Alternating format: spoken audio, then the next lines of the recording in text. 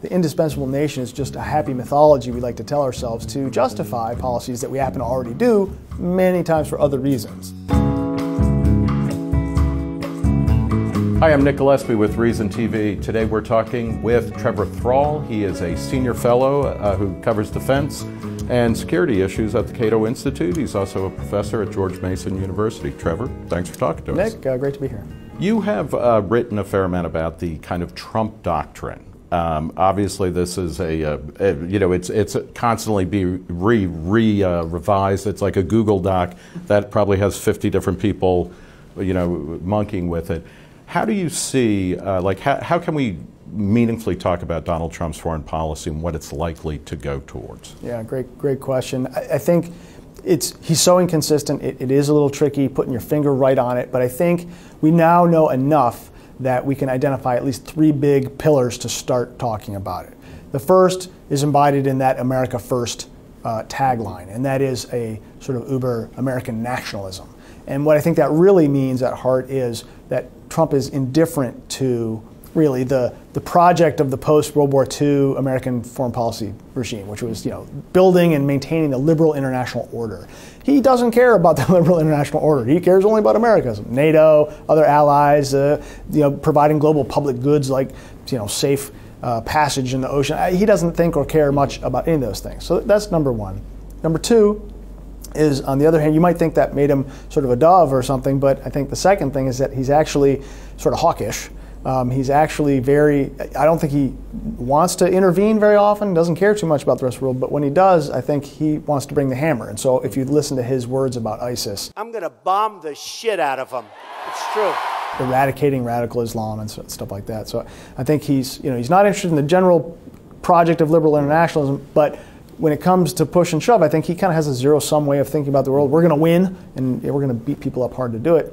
And then I think the third piece that we've seen very clearly, and also kind of stems from the America First tagline, is his economic nationalism, which is, again, a big break from the Republican Party for sure, but even from Democratic elites. Yeah. So, trade war with China is on the horizon, that sort of stuff, tariffs, and no support really that I can see for free trade. How problematic, I think a lot of people, certainly in the Republican establishment and the Democratic establishment, I mean, they are freaking out every time that Trump or, whether it's Mattis or somebody else says to NATO, hey, you guys, you better pony up, otherwise we might just go away.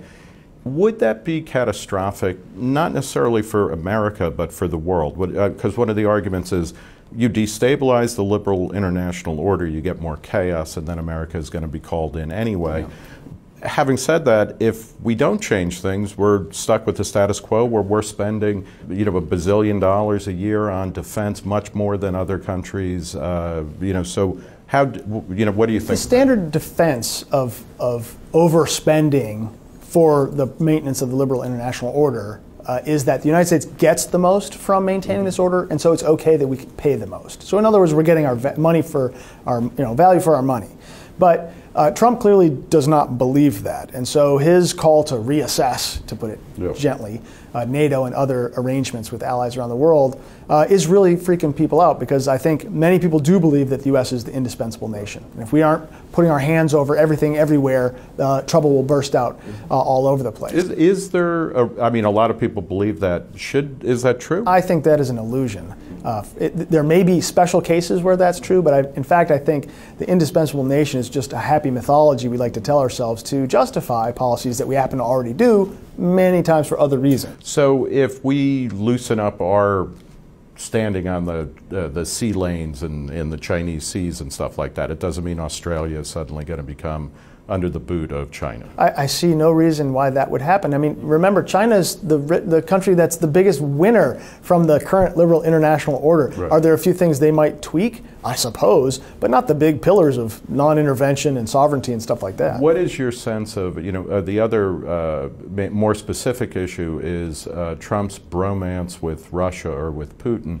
Should we be worried about Putin being an expansionist, or is he actually a nationalist? Because I've even had conversations with people who kind of sometime during the conversation they stopped saying Russia and they stopped saying the Soviets, and I mean, you know, and that's understandable because that's the world that we were raised in and it's the world that dominated our thinking for 70 years. But you know, is Putin so dangerous that we absolutely have to always be at a kind of Cold War with Russia?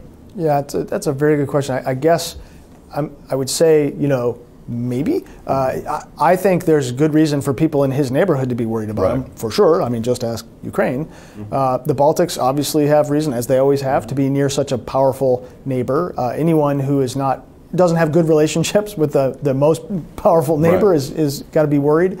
But I don't see that being a threat to the United States, on the other hand. Whether Russia owns part of Ukraine or does not affect our national security. Russia's GNP is a little bigger than Mexico's right now. They are not a superpower. So then how should the United States, or assuming that you would like to tweak elements of the American projection of power around the globe, what are the principles that should guide it? And these might be different than Trump's, but what do we do to, you know, if not go full Ron Paul or George McGovern and bring the troops home, how do we start making better allocation decisions on how much we're sending around and to how many places? I think, you know, it's funny, it depends on which side of Trump you listen to, but I think, you know, maybe like a broken clock that's right a couple times a day. Trump has said things that to me make a lot of sense. I think pulling back troops from the Middle East, we spent if we stopped the war today, we'd have spent $5 trillion in the last 15 years on the war on terror. But look what we have to show for it. Right? We have worse conditions than before 9/11 to show for it. Clearly, we can start by doing no harm and pulling back from active intervention around the world. Playing whack-a-mole with terrorists is a terrible idea.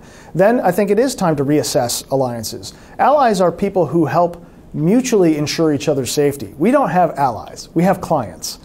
Europe is so rich, and it's very easy for them to pay for their own defense. They don't want to because they're rational people. They've got someone else to pay for it.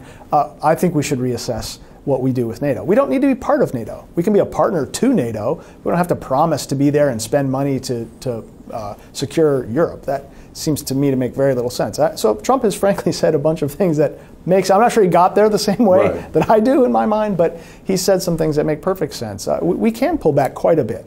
Who, you know, say in the, you know, since World War II, what administration do you think put together the best, if by your lights, the best national security team or kind of defense operations to, you know, that got the job done well without overstepping either America's financial or ethical boundaries and things like that? Like who should we be modeling ourselves on? That's a great question. I guess my favorite team is George Bush Sr.'s. It was so this is like Brent Scowcroft and George Shultz. Yep, exactly right. And Bush himself. They were realists. They were very prudent. They didn't think the United States should engage in a lot of foreign intervention or nation building. I think they were. Although they did a couple of things. Gulf War, right, which was the first Gulf War. And even that was. I mean, it was interesting because I don't think it was justified, but then they also limited the scale of the operation. So right, they had some instincts that, having made sort of one, mistake in a sense, where I think they let themselves be influenced too heavily by sort of the existing Carter Doctrine and the save the oil kind of thing.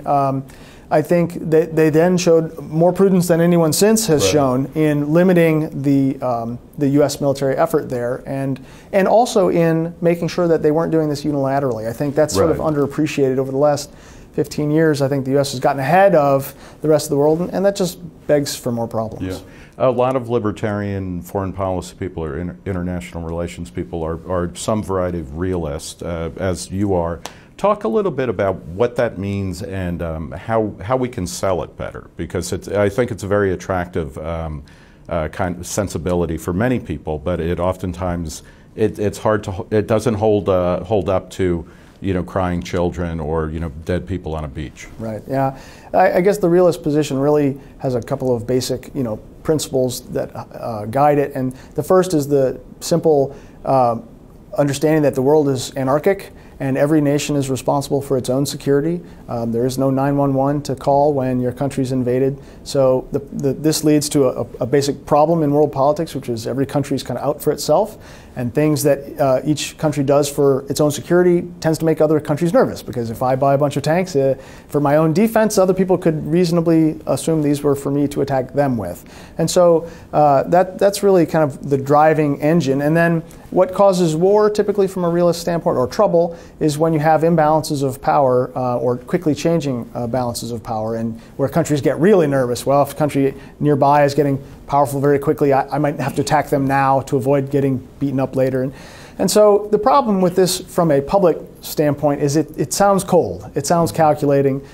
You treat states like billiard balls on a pool table, thus colliding, instead of the human story underneath. People are dying and fighting and so on and so forth. And I think to sell this foreign policy better requires connecting the calculation to the emotion. So when you ask someone, why shouldn't we go help Syria? This is a tragedy. People are dying, don't you see?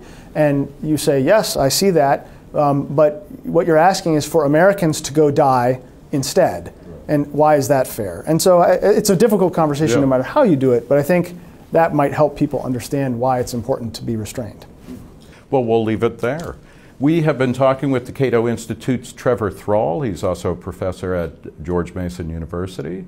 Trevor, thanks for talking. Thanks, Nick. Appreciate it. For Reason TV, I'm Nick Gillespie.